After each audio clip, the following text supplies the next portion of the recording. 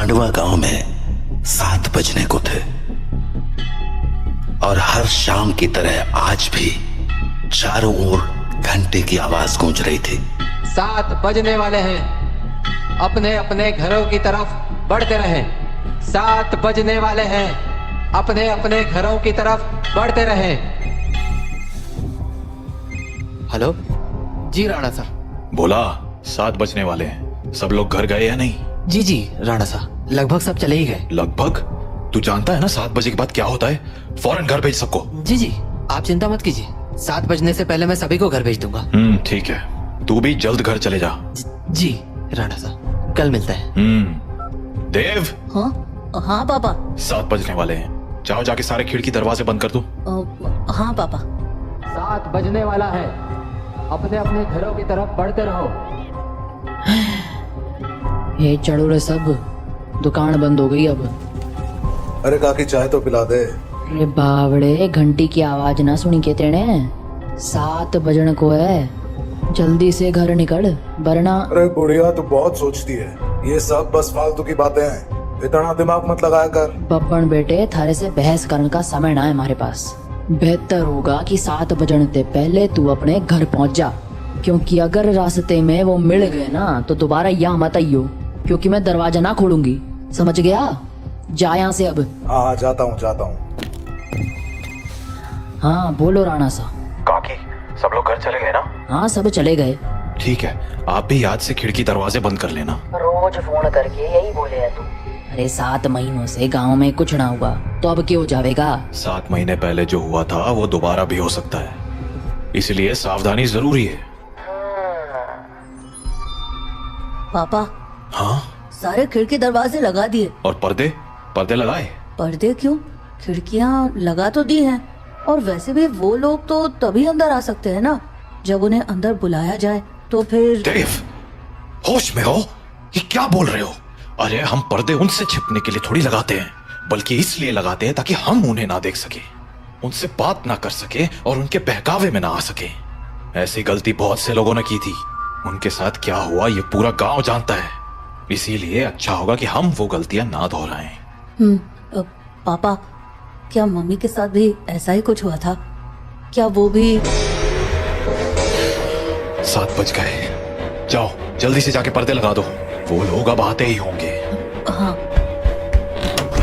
तो राणा सा की बात मानकर देव खिड़कियों पर पर्दे लगाने के लिए चला गया, पर अभी वो पर्दे लगा ही रहा था कि उसने ऐसा कुछ देखा जिससे उसके होश उड़ गए।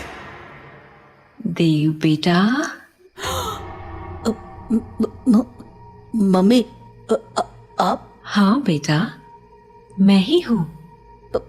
पर आप यहाँ कैसे? तुमसे मिलने आई हूँ बेटा। हाँ, पर आप तो मर गए थे ना? नहीं तो, देखो मुझे, मैं तो जिंदा हूँ। लेकिन पापा ने तो बोला आप मर चुके हो। फिर? तुम्हारे पापा झूठ बोल रहे हैं बेटा। मतलब आप मरे नहीं हो?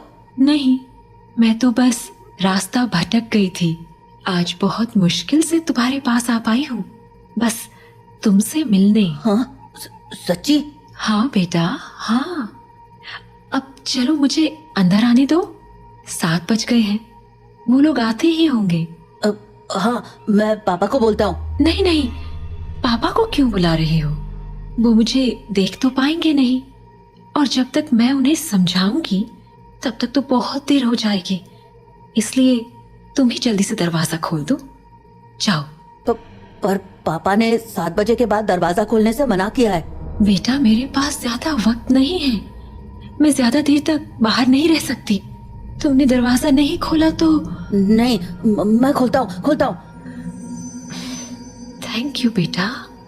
तो देव अपने घर के दरवाजे पर पहुंचा और दरवाजा खोल दिया, पर जब सामने कोई नहीं देखा तो उसने अपनी मम्मी को आवाजें लगानी शुरू की। मम्मी, अरे मम्मी कहाँ गई? मम्मी कहाँ हो? जल्दी आओ ना। देव! पापा, तुमने दरवाजा क्यों खोला है? देव बेटा। मम्मी।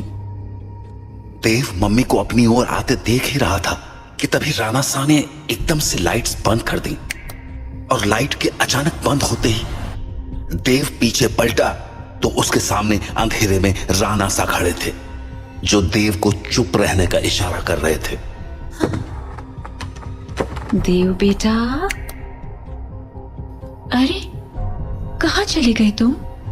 देखो मैं आ गई। मम्मी से नहीं मिलोगे? देव, देव। नंदिनी देव को आवाज लगा रही थी, पर वो वहां था ही नहीं, क्योंकि राणा सा ने उसे बगल वाले कमरे में छिपाकर दरवाजा बंद कर दिया था। पापा बाहर मम्मी थी और देव शांत हो जाओ, मैंने कहा था ना तुम्हारी मम्मी मर चुकी है। पर पापा उन्होंने बोला वो जिंदा है और देव बेटा, तुम अंदर हो ना? दरवाजा नहीं खोलोगे? तुम्हारी मम्मी आ गई।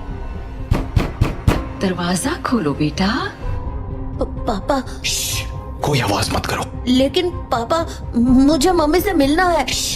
तुम्हें अगर सच में लगता है कि वो तुम्हारी मम्मी है तो उनसे कल सुबह मिल लेना, ठीक है? पर अभी के लिए शांत हो जाओ।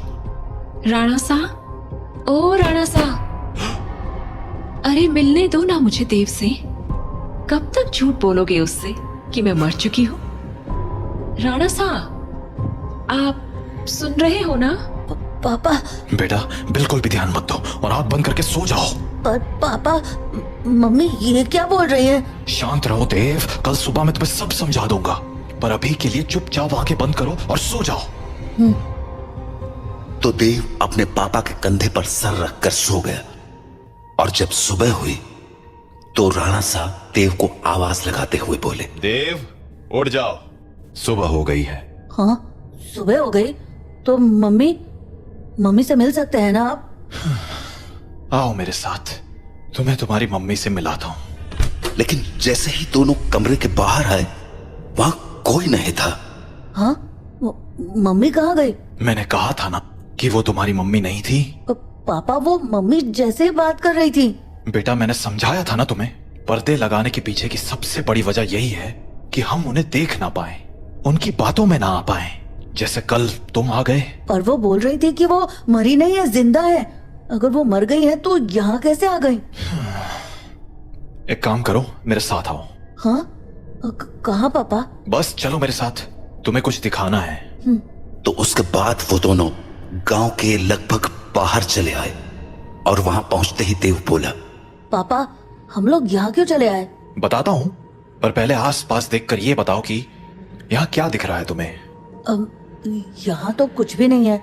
आसपास बहुत सारे पेड़ हैं, सामने गांव से बाहर जाने का रास्ता है, और पास में बब्बन भैया का घर है। तुम्हें कहीं पर कोई बस दिख रही है क्या? हाँ, वो उस तरफ एक पुरानी सी बस है। क्यों? बेटा ये वही जगह है जहां तुम्हारी मम्मी की मौत हुई थी। हाँ, उस दिन हमें शहर से लौटने में देरी हो गई थी और गांव पहुंचते पहुंचते सुबह के 4 बज गए। सूरज निकलने में थोड़ा वक्त था तो गांव के सभी घरों की खिड़की दरवाजे बंद ही थे, इसीलिए सुबह होने तक हमारे पास झाड़ियों में छिपे रहने के अलावा कोई चारा नहीं था। हम लोग एक झाड़ के पीछे छिपे ही थे कि मैंने तुम्हारी मम्मी की एक आवाज सुनी। नंदिनी, क्या हुआ? राणा सा, उन्होंने हमें देख लिया है, हमें कहीं और जाना पड़ेगा। हाँ, पर कहाँ? आसपास कोई घर है? घर तो है, पर मुझे नहीं लगता कि अभी कोई दरवाजा खुलेगा। तो अब क्या करें? वहाँ एक पुरानी सी बस है, हम उसमें जाकर छिप सकते हैं। हाँ ठीक है, चलो। तो हम दोनों फटाफट उस बस के पास पहुंच गए, पर फिर क्या हुआ? मैं तो बस के अंदर चला गया, पर तुम्हारी मम्मी मेरे पीछे नहीं आ पाई, क्योंकि वो बाहर खड़े होकर किसी से बात करने लगी। क्या हुआ बेटा, क्यों रो रहे हो? आंटी, मुझे बहुत डर लग रहा है। मैं बाहर छूट गई हूँ, मेरा घर बहुत दूर है। अरे बेटा रो मत, एक काम करो, मेरे पास आओ, हम लोग इस बस में छिप जाएंगे, फिर वो लोग हमें नहीं ढूंढ पाएंगे। सच में आंटी, कोई नहीं ढूंढ पाएगा? हाँ पक्का, कोई नहीं ढूंढ पाएगा, आ जाओ। थैंक यू आंटी, पर मैंने तो आपको ढूंढ लिया।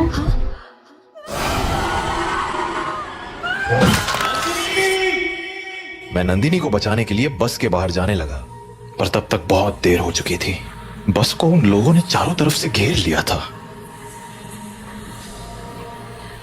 हेलो अंकल, बाहर आओ ना, खेलो हमारे साथ। और शायद मुझे देखकर हंसे जा रहे थे। उन आवाजों को सुन मैं इतना घबरा गया कि अपनी जगह से हिल भी ना पाया। पर थोड़ी ही देर बाद वो आवाजें आनी बंद हो गईं और गांव के लोगों की आवाज सुनाई देने लगी। मैं समझ गया था कि सुबह हो चुकी थी, तो मैं बस के बाहर निकलकर तुम्हारी मम्मी को आवाज लगाने लगा, पर वहां अब कोई नहीं था। मैं कई दिनों तक उसके लौटने का इंतजार करता रहा, पर वो नहीं लौटी। फिर जब गांव वालों ने मुझे बताया कि रात 7 बजे के बाद उन बाशिंदों के साथ नंदिनी भी शिकार पर आती है, तो मुझे इस गांव का एक गहरा राज समझ आया। क्या राज? यही कि जो लोग रात को इस गांव में आते हैं वो इसी गांव के रहने वाले थे, पर उनकी मौत के बाद वो ऐसे बन गए। मतलब कल जिसे मैंने देखा वो तुम्हारी मम्मी नहीं थी बेटा, क्योंकि मरे हुए लोग वापस नहीं आया करते, इंसान बनकर तो बिल्कुल नहीं। अपने पापा से बात करने के बाद देव के मन में बहुत सारी बातें चल रही थी और वो उन्हीं ख्यालों में खोया हुआ काकी की दुकान में बैठा हुआ था कि तभी हर तरफ से घंटे की आवाजें आना शुरू हो गईं। 7 बजने वाला है, अपने अपने घरों की तरफ बढ़ते रहो। चलो चलो, घंटा बज गया, निकलो अपने अपने घरों को। अरे बुढ़िया तो फिर शुरू हो गई। बोला था ना ये सब फालतू की बातें। अरे बावड़े, दिमाग फिर गया है क्या तारा? जानता है ना 7 बजे के बाद बाहर के हुए है कच्चा चबा जावेंगे वो बाशिंदे। अच्छा, और तुझे कैसे पता कि वो कच्चा चबा जावेंगे? क्योंकि आज तक जो भी रात को बाहर रुका है वो मारा ही गया है। अच्छा, फिर थारा राणा सा कैसे बच गया? हाँ, वो भी तो फंसा था ना रात को अपनी लुगाई के साथ। मैंने बोला ना, थारी फालतू बातें सुनने के लिए हमारे पास टेम ना है। जा निकल अब यहाँ से। हाँ हाँ, जाता हूँ। इतना कहकर बब्बन वहां से चला गया, पर बब्बन की बात ने देव का ध्यान जरूर खींच लिया था। तो वो भी अब ये सोचने लगा था कि उस रात उसकी मम्मी तो मर गई, पर पापा कैसे बच गए। वो ये सब बातें सोच ही रहा था कि तभी काकी बोली, अरे छोरे, हाँ बात ना सुनी क्या तूने हमारी? बोला ना घर निकल। जी काकी। तो देव हड़बड़ाता हुआ काकी की दुकान से बाहर निकल आया। वो घर के लिए निकलने ही वाला था कि उसके मन में एक और ख्याल आया और वो सीधा बब्बन के पीछे चल पड़ा। बब्बन भैया। क्या हो गया छोरे, कहाँ भागा चला रहा है? वो मुझे ना आपसे एक बात पूछनी है। पूछ। वो अरे जल्दी बोल, पता है ना 7 बजने को है। तू घर नहीं पहुंचा तो थारा बाप सर पीट लेगा। वो आप वहाँ काकी को बोल रहे थे ना कि एक रात मेरे पापा और मम्मी बाहर रह गए थे और मम्मी को तो उन लोगों ने मार दिया था, पर पापा किसी तरह बच गए। तुम्हारे पास मारी ही बात दोहराने आया है के? जल्दी पूछना के पूछने है तने। नहीं, मैं ये बोल रहा था कि आपका भी घर उसी टूटी फूटी बस के पास है ना? हाँ तो आपने कुछ देखा था क्या? कमाल है, बाप अंधा कानून और बेटा सरलॉक। हाँ देखा था, सब देखा था। कैसे उन बाशिंदों ने थारी माँ को नोच खाया था। खाना तो वो थारे बाप को भी चाहते थे, और थारा बाप साड़ा बस में छिपा बैठा था और वो लोग न जाने क्यों अंदर ना जा पा रहे थे। वो सारे लोग सूरज निकलने तक बस को घेरे खड़े थे। कोई बस को पीट रहा था तो कोई चीख रहा था, पर अंदर कोई ना जा पा रहा था। पर वो लोग घुस क्यों नहीं पा रहे थे? क्योंकि 7 बज गए, बातचीत का टाइम खत्म। अब चल हमारे साथ। नहीं, मैं घर जाता हूँ। रे बावले, अब घर जाने का मौका खत्म हो गया। आधे रास्ते में ही कोई ना कोई नोच खावेगा तुझे। चल हमारे साथ। तो बब्बन देव को लेकर अपने घर चला गया। वहीं राणा साहब अपने घर में परेशान हुए जा रहे थे। ये देव कहाँ रह गया? अब तक घर क्यों नहीं आया? काकी को पूछता हूँ। हेलो काकी। हाँ राणा सा, हमारे को लग ही रहा था कि थारा फोन आवेगा। सब लोग जा चुके हैं और दरवाजे खिड़कियां भी लगा दी हैं मैंने, इसलिए चिंता मत। काकी देव है क्या वहाँ? हाँ देव, वो तो कब का निकल गया यहाँ से। देव घर नहीं लौटा है। क्या? तुम एक काम करो सा, बाकी लोगों को फोन करके पूछ ले, क्या पता देव किसी के यहाँ रुक गया हो। ठीक है। जहाँ राणा साहब देव को हर जगह ढूंढे जा रहे थे, वहीं देव बब्बन के साथ उसके घर चला आया था।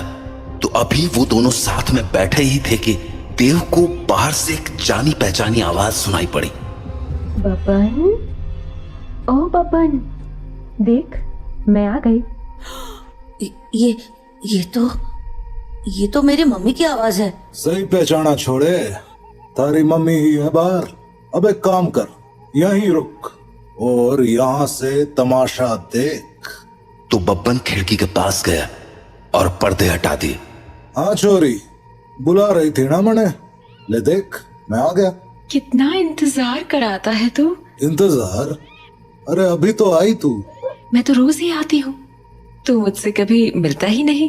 अरे थारे से तो रोज बात करूँ मैं। हाँ, पर मिलने का मतलब बस बात करना थोड़ी होता है, करीब भी तो आना होता है ना। अच्छा, मारे करीब आना साथा ने। और नहीं तो क्या, खोल ना दरवाजा। कमाल है छोरी, तू भी अपने नाना सा को इतनी जल्दी भूल गई। जो राणा साहब देखेंगे नहीं, वो उन्हें पता कैसे चलेगा। कमाल है तू भी।